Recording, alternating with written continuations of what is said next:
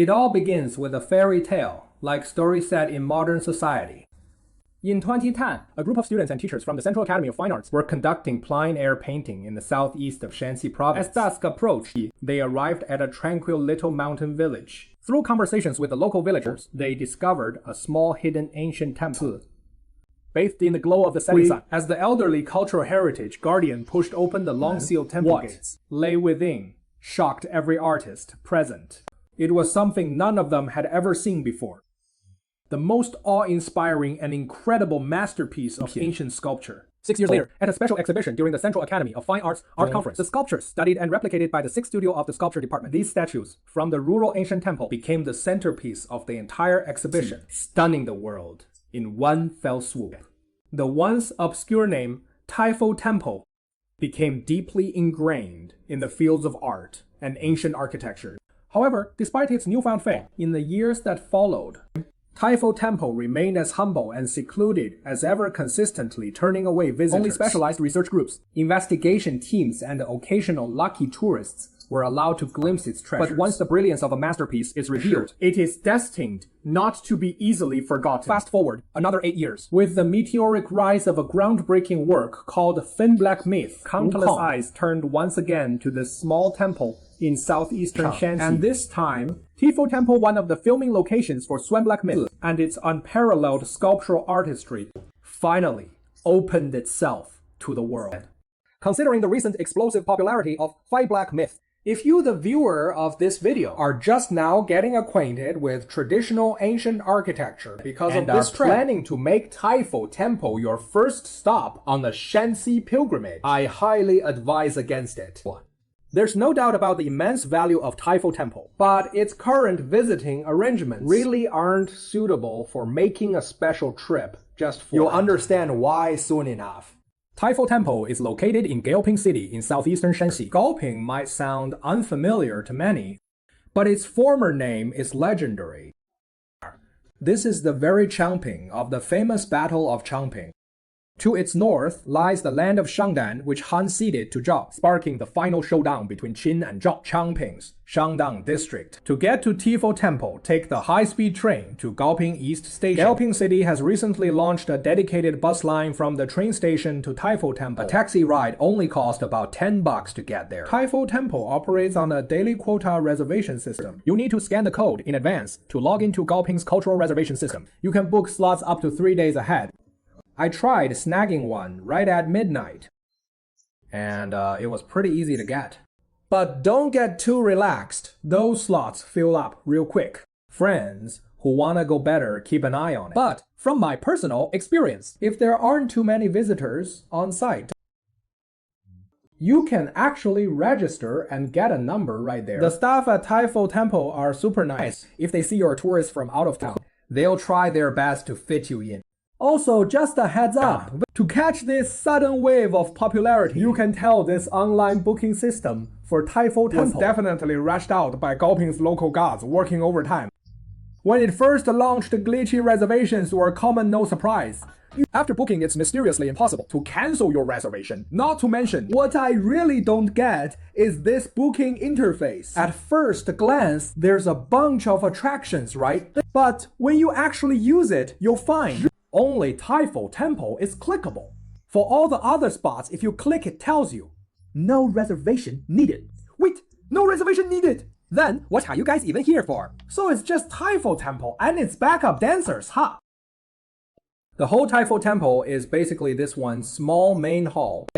Its founding date is unknown. Earliest records trace back to the Ming Dynasty. Current structure is a renovation from the Ming and Qing periods. Though the glazed decorations and brackets on the roof are exquisite, the biggest highlight of Taifo Temple has gotta be the unparalleled Ming Dynasty statues inside the main hall. Line up at the entrance to get your number. Wait about 10 minutes or so. Then you can enter the exciting main hall tour.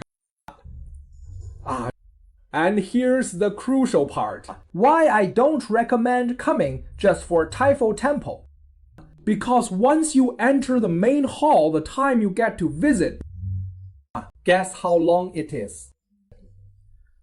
It's only 3 minutes. 3 minutes! 它的3分 just 3 minutes! 3!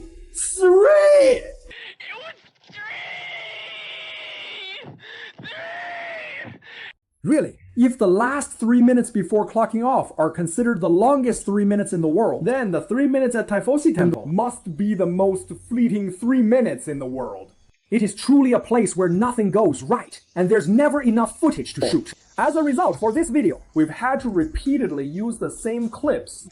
There's no way around it. I didn't even have enough time to shoot a fraction of what was needed for this episode. Of course, to be fair, as soon as you step into the main hall, you'll immediately understand why things are arranged this way. There really is no other option. The space inside the main hall of Typhosi Temple is extremely limited, especially between the central Buddha statue and the statues on either side. The walkways are incredibly narrow. Just by looking, if someone were to turn around or stretch inside, they'd likely bump into the statues. At that point, whether it's the statues or the person, the outcome probably wouldn't be great for either. That's why railings have been installed inside the main hall of Typhosi Temple. Visitors can only move around in a small area directly in front of the main hall. Yes, only this tiny space. As a result, some of the statues further back are nearly impossible to capture on camera. And because of this, the usable space inside the hall has been reduced to accommodate only 5 or 6 people taking photos at the same time. To try and meet the needs of visitors as much as possible, the only solution is to shorten the visiting time. Overall, I do understand and sympathize with these arrangements. After all, among all the ancient buildings I've visited, none presented as difficult conditions as Typhosi Temple. Not to mention, they don't charge a single penny for admission. You could say their previous policy of being closed to visitors wasn't without reason. The local earth gods of Gaoping have done their best to balance tourists' enthusiasm with the necessary preservation of the ancient structure. They've come up with as reasonable a visiting plan as possible. But as for the final visiting experience, it's fair to say there's still a bit of regret. That's why I say, if you're planning to visit Typhosi Temple specifically anytime soon, I really recommend you think it over carefully. Is it worth spending 7 or 8 hours traveling just for 3 minutes of visiting? Would that be worth it for you? If you absolutely must visit, my suggestion is to treat Typhosi Temple as just one small stop on your journey. For instance, you could plan a self-driving tour through southeastern Shanxi. There are plenty of ancient structures in southeastern Shanxi, like the Jade Emperor Temple and others. Even within Gaoping itself, there are many more ancient buildings beyond just Typhosi Temple. Later on, we'll also introduce some. But let's get back to the topic. This extreme level of crowding and narrowness indeed gives Typhosi Temple a unique and unparalleled visual experience. It's an art form completely opposite to Michelin aesthetics.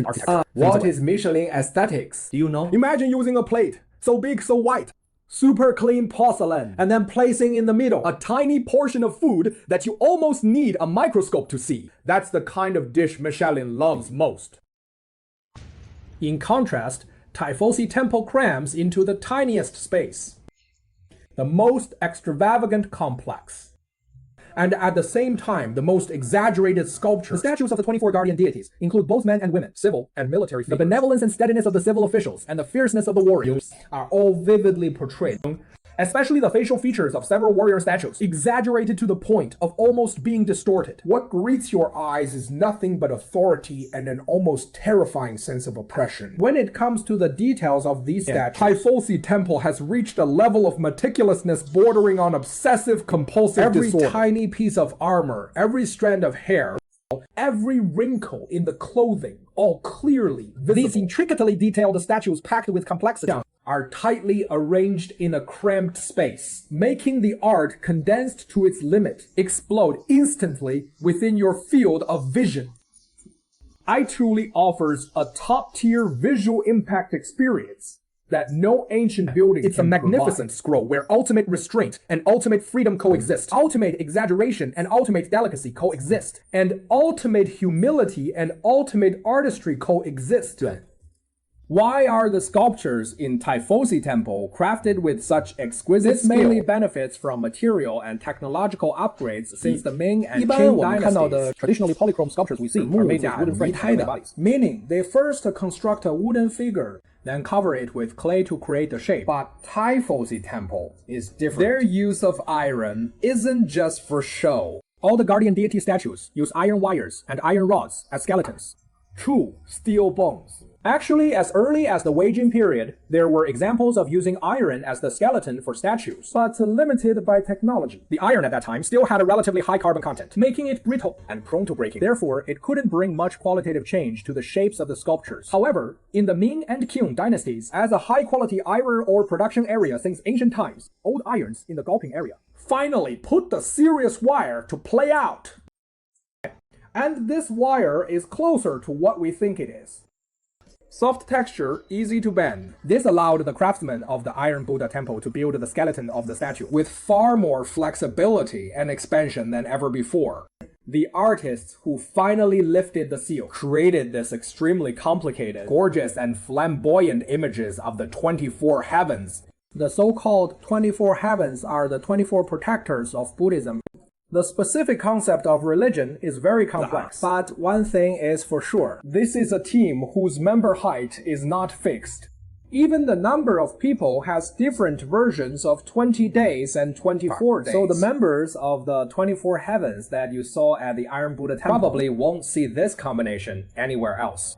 But also because of this, there are fewer restrictions in the creation of the 24 heavens. The best combination for figurative artists to get creative. That is such a beautiful statue. It must take a while, right? Let's introduce who these 24 gods are in turn. The first place in the West is Chongning Zhenzhen. This shape, this big red face, don't say who it is. That is right, Master Guan. This is also the most exquisite workmanship in 24 statues. This statue is also used in the Black Myth. It is just that I changed my head to the head of the Ming King in Xinjiang Fusheng Temple. West 2 is the King of the West. The 4 heavenly kings are located at the 4 corners of the Iron Buddha Temple. This one, it is the one in the 4 brothers who bought the snake. It is in a book I bought about Taifo Temple. This is how the statue is described. Said the statue was in anger. The face is majestic. Not that, are you serious? Where is he angry? He looks super happy, okay? Wow. It just looks like that smile. I think of happy things. 西山为阎摩罗王，名字很酷。Sounds like a public villain, but in fact, after his localization, it has become the 10 halls of Yamaraja that we are familiar. You see, this little expression is not why he is so happy. Do you look like the king of hell interrogating prisoners? I think of happy things. West 4 is the General of Loose Fat, a super classic statue in the Iron Buddha Temple. Very complicated about his life experience. There are also many statements. Some said it was a medicine fork. Some say it is a ghost, and that he is the second son of a ghost. In short, it is just how scary it is. The face of the statue is also a vivid interpretation of the art of exaggeration. Maybe it is because his face is especially scary. Therefore, in the Black Myth, it is used on the armor of the abdomen of the naked horse monkey and the 9-yin Chujing. It is also a treatment that belongs. West 5 is also called Auspicious Heavenly Woman, evolved from Hinduism. This one should also be specially mentioned. Even she is regarded as the goddess of wealth in Buddhism. What are you still doing? This is not a hurry to worship. West 6 is the day of Luocha. Yeah. That is the one.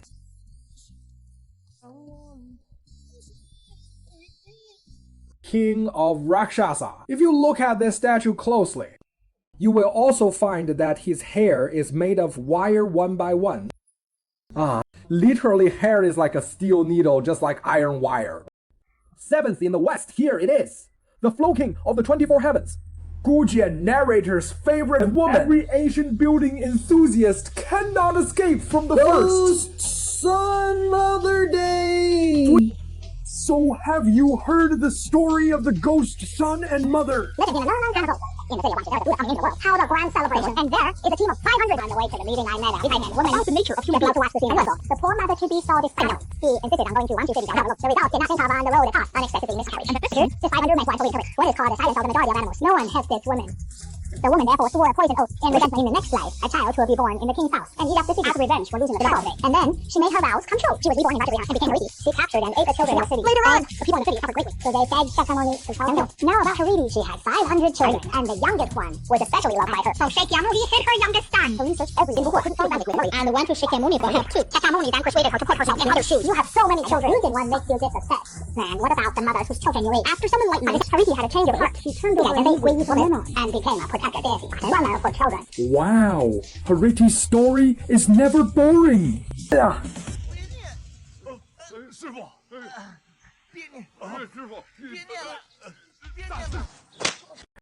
Oops, my mistake. Next up, 下一位啊，西巴。Not that one, the 8th from the west. Skanda. This one is too familiar. He is a protector deity almost always present in Buddhist temples, usually portrayed as a brave and handsome general. West 9, Chandra the Moon, god as the name suggests. Its statue's head was stolen last century. Several others behind also had similar situations. That is why I've always thought any ancient site becoming popular is definitely a good thing. High attention might bring visiting challenges like now, but at least it can largely prevent cultural relics from being stolen or destroyed in obscurity. This topic is quite heavy too. Back to the statues. Look how realistic the clothing on this statue is. The folds, the texture. Can you even tell statue from reality? West 10, Vaishravana, the umbrella holding one of the 4 heavenly kings. West 11, Marisi. Some also pronounce it as Marishaitan, originating from the Hindu goddess of light. Does everyone remember? In the Fahai Temple episode, I said this. Marisi and her precious pig. This pig can be said to be one of the most important characteristics of Moli Jishin in different versions. Sometimes her mount is a pig. Sometimes she is even directly the image of pig face. And the next knowledge is very interesting. In Taoism, this Moli Jishin is called Dumil Yuanzhong. The so-called Domil, that is Domil, the mother of the Big Dipper. And the Big Dipper among the broken army stars. There is a familiar avatar. It is called Marshal Tian. How about, do you suddenly feel like you understand everything? This is the best arrangement of fate. 我是长得丑了点儿，可常言说，粗柳簸箕细柳斗，世上谁嫌男人丑啊？哎呦！ The West 12 divine deity evolved from the Brahmanic gods of India. In the Handiji monasteries, the image of a young emperor often appears. Okay, turn around. The first, Zhao Hui Zhenjin, from the east. This name is very strange, but this is actually an old acquaintance. Recently, the heaven in the black myth is heavy on men. Our Alang HSN Shang Zheng Yang. Although the fame is very big, but our real king appeared in this team of 24 days. In fact, it belongs to a very non-mainstream situation. I personally doubt it. It may be out of a neat consideration. After all, the one opposite him, that is also a big brother named second brother, right? These two South grows king, the one of the 4 heavenly kings who wield the sword. It feels a very sharp contrast to his brother opposite him. He looks so unhappy. Or don't take him to tell jokes. Dongzhen is the king of Pharaoh Jiluolang. His name is very complicated. But in fact, he can be understood. Our traditional 4-sea dragon is a fusion of all kinds of dragon gods. Understand? The 5 Emperor Dragon. Dongxi Shensha General, the protector of the disaster. The expression vividly explains what it means to buy steel teeth. With a name of sand, and also a general. Did you realize something? That is right. The prototype of Mongsha is this one. East 5 Bodhi Tree God has the legend of Sakyamuni's enlightenment under the Bodhi Tree. Therefore, the Bodhi Tree has gradually evolved into an independent immortal. He is also considered to be the first protector of Buddhism. No, why does her expression look so cringy? It is like she just saw something super awkward. My bad, my bad. East 6, Maheshwara, also known as Shiva, the famous Hindu god of destruction. You can tell just by his face, he is a tough guy. East 7th, the Great Emperor of Purple Tenuity, also known as the North Pole Purple Tenuity Emperor in Taoism. Later, he was invited by Buddhism to become a guardian deity. See, this is why the 24 divas are such a casual team. I just can't figure it out, no matter what. Why would the Purple Tenuity Emperor be in this group? It is just mysterious. East 8th, Vajra, secret trace the Buddhist guardian, Vajra. If that sounds familiar, that is totally normal, because this one's role in China was taken over by the Hung and Ha generals. East 9th, Diva King of the Sunday Palace, paired with the Diva King of the Moon Palace. Opposite, he is the Sun God. East 10th, D.H. Ta, one of the 4 heavenly kings, the one holding the pipa. East 11th, Saraswati, another old familiar face, the goddess of debate and music in Buddhism. If you've seen our Fahai Temple episode, you must be pretty familiar with this diva and her animal friends. East 12th, the last one, Brahma, the great creator god in Hinduism, also invited to be a guardian deity. Honestly, after going through all that, it feels like this 14 devas group really has all kinds of gods. In Han Chinese temples, Brahma is usually written as Hayakra to distinguish him, sculpted as a middle-aged emperor figure. Finally, here is a little fun fact. Actually, Iron Buddha Temple's connection to Journey to the West started way earlier than the game Black Myth, Wukong. On the back of the main hall's altar, there is a set of hanging sculptures depicting the Journey to the West quartet walking on Vulture Peak. It is just a shame that since it is behind the Buddha statue, you can't see it with the current visiting setup. So that is pretty much all about Iron Buddha Temple. I hope it helps with your visit. Lastly, just a reminder everyone, as cool as these ancient buildings are, please remember to follow the on-site rules. No flash photography. And in this crazy heat, with so many visitors, big thanks to all the staff in Gaoping. Once again, deep gratitude to all the local workers. Admittedly, the visit to Iron Buddha Temple might not be perfect yet. But even if it is difficult, I still don't want these treasures of art to be tied to the temple. The brilliant achievements of this country in history. It should be seen by the wider public, because only see will believe. Believe that the praise in the textbook is not an illusory myth. Believe in our own path and civilization no less than any other country in the world. And this is particularly important in this era of information chaos and explosion. For example, until today, there are still many people who believe the so-called Tang style orthodoxy in Japan, such outrageous remarks. Admittedly, Ben did a good job in the repair and publicity of ancient buildings. This is not false. But if they could come to this part of Shanxi and take a look, really feel like our own cultural orthodoxy, do you need to look for other countries? Another example is the one that is said to have been proposed by Hegel, but also out of contempt for the late Qing government. China has no history, only the theory of the reincarnation of dynasties. To this day, there are still many people who think so. If they can come to the Iron Buddha Temple and have a look, understand the progress of a small wire, what kind of qualitative change did it bring to China's statue art in the end? I think they can at least understand. But in the history of industry and art, China has never been the same. Seeing is believing. Be confident. Go small. This history created the first letter of culture. It can make us feel a little dark when we are free. And to the big sad, we this nation, this country from ancient times, never willing to fall behind, no matter what difficulties we face. Fighting hard and dangerous. The original power that will eventually start again. It is nothing more than self-confidence and package.